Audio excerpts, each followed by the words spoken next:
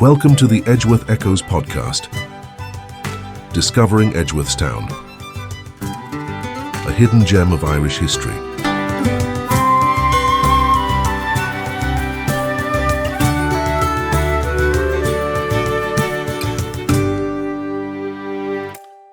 Welcome back to the Edgeworth Echoes podcast.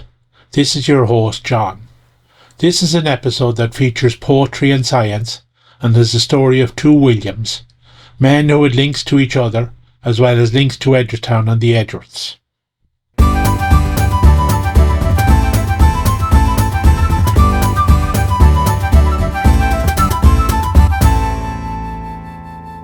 When we think of William Wordsworth, the landscape immediately conjured is that of the English Lake District. What is less well known is his links to Ireland, its landscape and its peoples, especially William Rowan Hamilton, the poet and mathematician. These two men first met in 1827. Hamilton travelled to Cumbria along with Alexander Nimmo, who had worked with William Edgeworth. He also travelled with Caesar Otway, a Church of Ireland clergyman whose work, Sketches in Ireland, Wordsworth was to read with great pleasure before his tour of Ireland. Both Hamilton and Wordsworth shared an interest in poetry, and Hamilton sent several of his poems to Wordsworth. Both men wrote of their first meeting. First we hear from a letter Wordsworth wrote to Hamilton. Seldom have I parted, never, I was going to say, with one whom, after so short an acquaintance, I lost sight of with more regret. I trust that we shall meet again. Hamilton himself wrote to his sister Eliza, describing his meeting with Wordsworth. While my party proceeded to the hotel, I offered to walk back with Wordsworth. This offer he accepted, and our conversation had become so interesting that when we arrived at his house, a distance of about a mile, he proposed to walk back with me on my way. The two men spent several hours walking back and forth between Wordsworth's house and Hamilton's hotel, a round trip of 2 miles, and a deep friendship was born. When Wordsworth visited Ireland, Otway and Hamilton went with him to tour Glendalough. Also with them went John Marshall, MP for Yorkshire, and John's son James. Wordsworth and the Marshalls reached Edgeworthstown on the 20th of September 1829 and stayed for 2 days. There Hamilton joined them again. Writing to his sister Eliza, Hamilton described how much he and Frances Edgeworth had enjoyed talking with Wordsworth. He also mentioned that Maria Edgeworth had exhibited in her conversations a good deal of her usual brilliancy. She also engaged Mr. Marshall in some long conversations about Ireland. Maria wrote a letter to her aunt about Wordsworth. I enjoyed the snatches I was able to have of Wordsworth's conversation, and I think I had quite as much as was good for me. He has a good philosophical bust, a long, thin, gaunt face, much wrinkled and weather-beaten, of the Curwen style of figure and face, but with a more cheerful and benevolent expression. He is sensible but talks too much, like a book, yet underneath is a rich vein of humour, and at all times I am persuaded he is a really good man. Wordsworth also toured Kerry, Wicklow and Fermanagh. He fell in love with the lakes in Fermanagh and composed a poem about eagles he spotted in Kerry. This is an extract from that poem. The last I saw was on the wing. Stooping, he struck with awe, man, bird and beast. Then, with a consort paired, from a bold headland, their loved Aries guard, flew high above Atlantic waves to draw light from the fountain of the setting sun.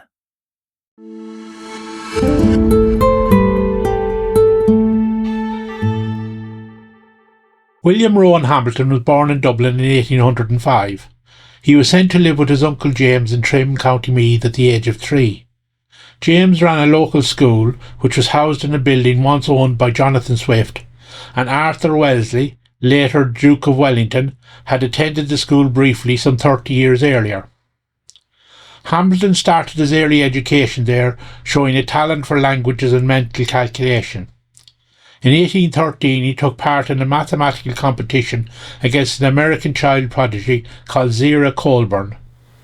Hamilton lost the competition and decided to focus less on languages and more on mathematics. His early writing on maths brought him to the attention of John Brinkley, who was the Royal Astronomer of Ireland at Dunsink Observatory.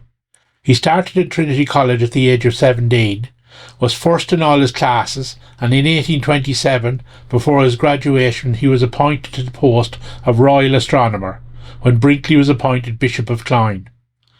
Having no experience in astronomy, he spent time with Thomas Rodney Robson, the astronomer in Armagh. He developed an interest in optics, and his work helped lay the foundations for the wave theory of light in modern physics. William was introduced to Maria Edgeworth in 1824 by the Reverend Richard Butler. William's uncle James was a curate for the Reverend Butler.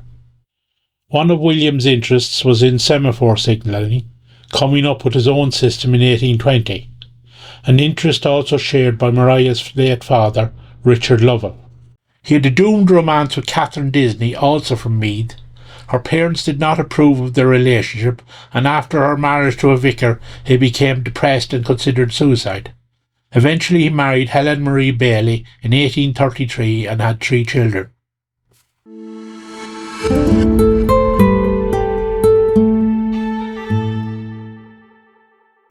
In 1829 he was arguing with the novelist Maria Edgeworth's half-brother Francis Isidro over the relative importance of science and poetry. Whilst Hamilton saw beauty in science, Francis Edgeworth insisted that the intense unity in works of art could not be found in mathematics. Francis Isidro went on to become a noted economist. William paid a return visit to William Wordsworth in 1831 and quoted from his poem The Excursion in his annual lecture on astronomy. In 1835 he was knighted. He received awards from the Royal Irish Academy and became president of the Academy in 1837. In 1843, as he was passing across Broom Bridge, he called it Brougham, he had a sudden inspiration about a formula for quaternions, which he scraped onto a stone of the bridge with a knife, an event he later described to his son. An electric current seemed to close and a spark flashed forth, the herald of many long years to come, of definitely directed thought and work. Nor could I resist the impulse to cut the formula with a knife on the stone of Brougham Bridge. In January 1838, Maria Edgeworth received a letter from William Rowan Hamilton, the recently elected president of the Royal Irish Academy. He was looking to Maria for advice on an academy matter, improving the position of literature in the academy, where it languished in comparison to other fields of study. Edgeworth's advice would inform his inaugural address to the Academy later that month. She also proposed admitting women to the Academy, but this was not a welcome proposal in a conservative society. However, Maria did become an honorary member of the Academy in 1842, the 4th woman to be elected. In 1864, the newly created United States Academy of Sciences chose Hamilton as the first of its foreign associates. William Wordsworth passed away in 1850, a year after Maria, and William Rowan Hamilton died in 1865. Some years after Maria's death, Hamilton visited Edgeworthstown and Maria's grave and St. John's Church. He wrote a poem called To Mary Edgeworth, about his friend. Mary, your great Maria ne'er from me took tribute of such song as I could give, though deep intreasured in my bosom live thoughts of her frank and loving courtesy, her wisdom, wit, and truth. 'Twas sweet to see, yet sad today, memorial tablets brief, less speaking of the fond survivor's grief, than uttering in that simplicity, which with her noble nature suited well, such record grave, and not of her alone, as fitly might on monumental stone, within those holy walls to which the bell from tower ancestral calls with solemn tone, her birth, her death, her name of Edgeworth tell.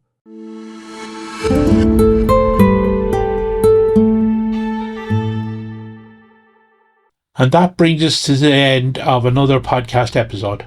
I hope you enjoyed listening to these stories and hope you will share them to family and friends.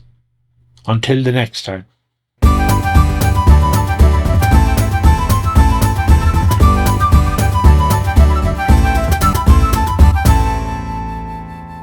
If you are interested in learning more about the Society and the history they preserve, please visit www.mariaedgeworthcentre.com.